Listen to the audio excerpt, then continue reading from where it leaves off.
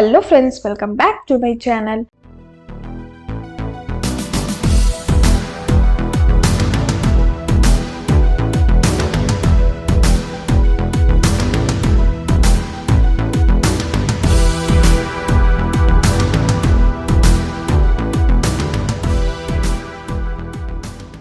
Part 54 के starting में हमें दिखाया जाता है कि इंग अपने भाई को हक करता है और उससे माफी मांगता है। उसके बाद हमें सीन में दिखाया जाता है कि यहाँ पर इंग और मिंगजू आते हैं और मिंगजू से बोलती है कि इंग तुम अपने आप को ब्लेम मत करो, जो भी कुछ हुआ उसके जिम्मेदार तुम नहीं हो और तुम्हें तो और भी ज्यादा चिंता करने की जरूरत नहीं है, क्योंकि तुम्हारे भाई तो तुम्हें बोले ही है कि जो भी प्रॉब्लम तुम्हारे साथ होगा वो उसे सॉल्व करने की कोशिश करेंगे। तो इंग बोलता है कि मिंगजू, मैंने हमेशा ये प्रूव करना चाहा है कि जियांग फैमिली में सिर्फ एक पर्सन नहीं है, मतलब सिर्फ मेरे भाई ही नहीं है, मैं भी हूँ।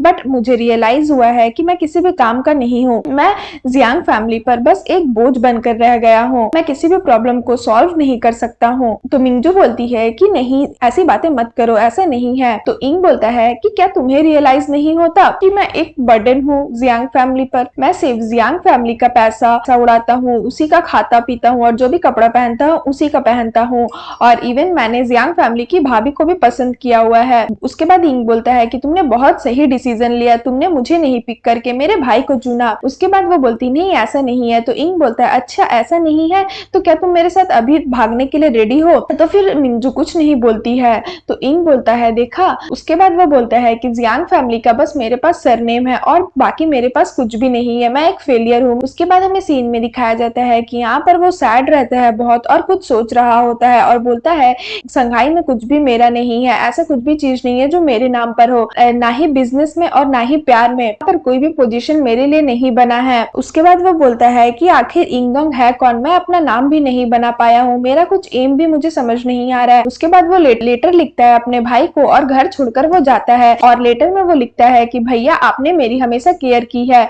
एक पेरेंट्स की तरह, मुझे कभी फील होने नहीं दिया कि मेरे मम्मी पापा नहीं है, मैं अगर इतने दूर तक पहुंचा हूँ तो वो भी सिर्फ आपके वजह से, आपने मुझे सब कुछ दिया और मैं जियांग फैमिली का मेंबर बना, यही मेरे लिए बहुत प्राउड की बात है।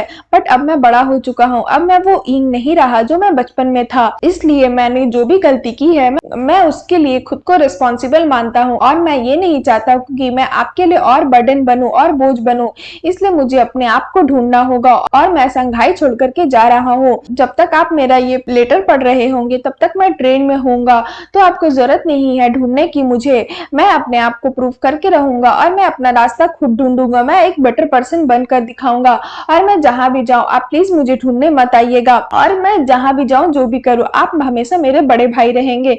तो ये लेटर जो है वो जियांग भी पढ़ रहा होता है और वो सैड हो जाता है। तभी जियांग का साथी वहां पर आता है और बोलता है कि मास्टर इंग अभी ज्यादा दूर नहीं गए होंगे, क्यों ना हम अपने साथी लोग को भेजे उन्हें ढूंढने के लिए। तो जियांग बोलता है कि ठीक है, हमारे साथी लोग को भेजो और बोलो उसे फॉलो करेगा, बट ये याद रखना कि उसे पता नहीं चलना चाहिए। यहाँ पर हमें सीन में दिखाया जाता है कि जियांग बोलता है मिंगजू को कि इंग अब जा चुका है। तो मिंगजू बोलती है कि ये अच्छी बात है, उसे अपने आप को थोड़ा सा पहचानने की भी जरूरत है, उसकी भी अपनी लाइफ और हमारी भी अपनी लाइफ है, तो हमें उसकी लाइफ में दखल अंदाजी नहीं करनी चाहिए। जियांग बोलता है कि क्या तुम सच में ऐसा सोचती हो? तो मिंगजू बोलती है हाँ। तो जियांग उसे बता देता है कि मैंने अपने लोगों को भेजा है उसे फॉलो करने के लिए और देखने के लिए वो क्या कर रहा है, मुझे पता है वो कुछ दिन में वापस आ जाएगा। यहाँ पर हमें सीन में दिखाया जाता है कि माइदाराची का साथी उसे बताता है कि हमने जो जमीन है जहां पर सोना था उसकी माइनिंग स्टार्ट कर दी है, तो अब आपको चिंता करने की जरूरत नहीं है। माइदाराची बोलता है कि जो माइनिंग का काम है वो थोड़ा स्पीड से करो, मुझे ये काम जल्दी चाहिए। उसके बाद उसका साथी बोलता है कि मेरे मन में एक क्वेश्चन है। तो वो बोलता है हाँ बोलो।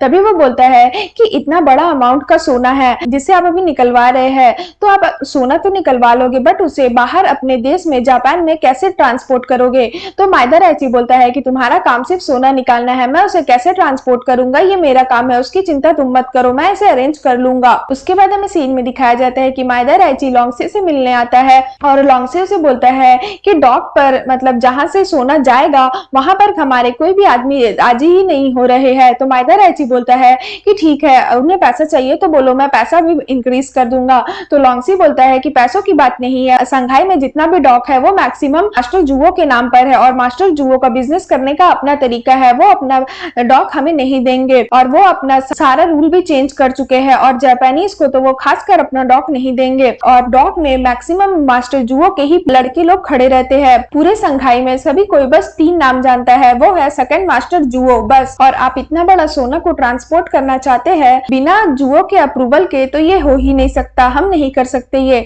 तो माइदाराची बोलता है कि लगता है मुझे जुओ से मिलना ही होगा। यहाँ पर हमें सीन में दिखाया जाता है कि जुओ का साथी उसे बताता है कि कुछ दिन से माइदाराची के लड़के लोग आपको ढूंढ रहे हैं। तो जुओ बोलता है कि मुझे माइदाराची का बैकग्राउंड सही नहीं लगता है और वो आदमी भी मुझे सही नहीं लगता है, अच्छा होगा कि मैं उससे मिलूं ही ना। उसके बाद हमें सीन में दिखाया जाता है कि मिस्टर फेंग बुलाते हैं जुओ को। तो जुओ मिस्टर फेंग के पास जाता है तो देखता है माइदाराची वहीं पर बैठा हुआ है। तो मिस्टर फेंग बोलते हैं कि जुओ आओ बैठो, तुम तो माइदाराची से मिले ही होगे। तो जुओ बोलता है कि हाँ, अभी हम कुछ दिन पहले ही मिले थे और मैं ये नहीं सोचा था कि हम फिर से इतनी जल्दी मिलेंगे। उसके बाद माइदाराची उसे बताता है मिस्टर फेंग जो है वो हुआंगपो ग्रुप के बिजनेस के साथ साथ हमारा जो सकीरा वाला बिजनेस है उसमें भी वो इंटरेस्टेड है, इसलिए उन्होंने मुझे इंसिस्ट किया आपसे मिलने के लिए। और मैं ये आशा करता हूँ कि मास्टर जुओ अब आप मेरे प्रपोजल को नहीं ठुकराएंगे और मुझसे मिलने में एक्सक्यूज नहीं करेंगे। तो जुओ बोलता है डिस्कशन करने की कोई जरूरत ही नहीं है, मैं ये बिजनेस तुम्हारे साथ नहीं कर सकता, मैं इसमें डील नहीं करूंगा। उसके बाद वो बोलता है मिस्टर फेंग को माइदाराची, मिस्टर फेंग क्या जुओ इसका लीडर है हुआंगपो ग्रुप का? मुझे तो लगा था आप है। तो जुओ बोलता है कि नहीं, ऑफ कोर्स लीडर तो मिस्टर फेंग ही है। हमारे जैसे जो लोग होते हैं बिजनेस वाले लोग, हम लोग लक को लेकर के बहुत ज्यादा पर्टिकुलर रहते हैं। और जहां तक बात रहा तुम्हारे साथ काम करने का, मुझे इतना तो पता है कि तुम आज तक किसी भी बिजनेस में सक्सेस नहीं हुए हैं, तो हम लोग अपना टाइम वेस्ट नहीं करना चाहते और तुम्हारे साथ काम नहीं करना चाहते। माइदाराची बोलता है लगता है मैंने मिस्टर फेंग से बात करके ही गलती कर ली। तभी मिस्टर फेंग बोलते हैं कि जुओ सकीरा वाला हॉल उनमें बिजनेस करने से बहुत सही रहेगा। जुओ मुझे तुम्हारे रूल्स भी पता है, बट मैं चाहता हूँ कि तुम अभी इस चीज को हैंडल मत करो, इस चीज को लॉन्गसी को हैंडल करने दो। तो जुओ बोलता है मैंने अपना रूल बना लिया है और मैं नहीं चाहता हूँ कि कोई भी जापानीज मेरे साथ काम करे और मेरे डॉक में काम करे, मतलब उसके जगह पर जहाँ वो काम करता है। उसके बाद मिस्टर फेंग बोलते हैं कि जुओ शांत हो जाओ, मैं तुम्हें यहाँ पर इन्वाइट किया हूँ ताकि तुम माइदा और अपने बीच की जो भी मिसअंडरस्टैंडिंग है उसको क्लियर कर लो और फ्रेंडशिप कर लो। तो जुओ बोलता है कि मुझे इनसे फ्रेंडशिप नहीं करनी है, कुछ लोग होते हैं जिससे मैं फ्रेंडशिप नहीं करना चाहता हूँ। उसके बाद जुओ बोलता है कि ठीक है अब मैं चलता हूँ। उसके बाद हमें सीन में दिखाया जाता है कि माइदाराची जो है वो जीन से मिलने आता है। तो जीन को वो बोलता है मेरे कुछ आदमी तुम्हें देखे थे कि तुम यहाँ पर से आ जा रही हो, तो इसलिए मैं तुमसे पर्सनली मिलने आ गया। तो जीन बोलती है कि आप मुझसे पर्सनली मिलने आए हो, जरूर कुछ इंपॉर्टेंट बात होगी, बताइए क्या बात है। तभी वो बोलता है कि क्या तुम अब यही रहोगी? तो वो बोलती है कि हाँ अब तो मैं यही रहूंगी। उसके बाद वो बोलता है कि पता नहीं मैं तुम्हें और जुओ को कभी एक कभी मील ऑर्डर कर पाऊंगा कि नहीं कर पाऊंगा, और पता है तुम मेरे और जुओ के बीच एक मिसअंडरस्टैंडिंग हो गई है, क्या तुम मेरी हेल्प करोगी? तो जीन बोलती है कि माइदा मुझे पता है कि आप मेरे फ्रेंड हो और मुझे ये भी पता है कि आजकल संघाई में कुछ दिन से बहुत ज्यादा एक मुश्किलें चल रही है। मैं ये बिलीव करती हूँ कि और जुओ के बीच में जो भी मिसअंडरस्टैंडिंग हुई होगी वो आपके अपने रीजंस होंगे, मैं इसमें कुछ भी नहीं कर सकती। मुझे पता है कि आपने एक बार मेरी जान बचाई थी और मैं उसके लिए बहुत ज्यादा ग्रेटफुल भी हूँ, बट मैं आपकी हेल्प नहीं कर सकती क्योंकि जुओ ने मुझे आउटसाइड मैटर में इन्वॉल्व होने के लिए मना किया है। मैं इन सब चीज में इन्वॉल्व नहीं हो सकती और मैं जुओ के ऊपर बिलीव करती हूँ कि वो मेरे लिए अच्छा ही सोचेगा और वो मेरे लिए जो भी डिसीजन लेगा वो करेक्ट ही होगा। माइदा बोलता है कि वो जो भी करेगा क्या तुम उसमें सपोर्ट करोगी?